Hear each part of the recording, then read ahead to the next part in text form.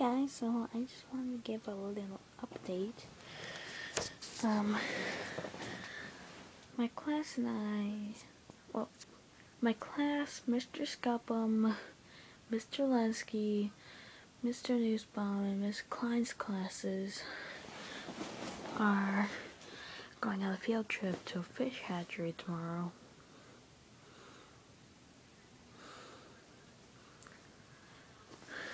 Then I met this really cute guy. He's my science partner. And then I'm getting a new bed, and that explains why I'm halfway down to the I'm sleeping on an air mattress right now. If you can't see.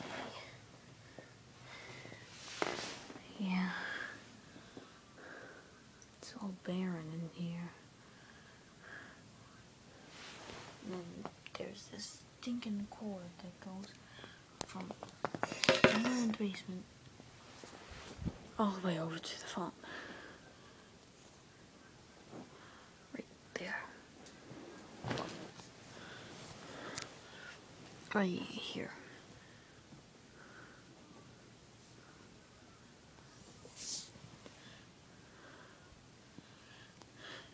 Just pretend like you can see the phone. Anyway, it's all already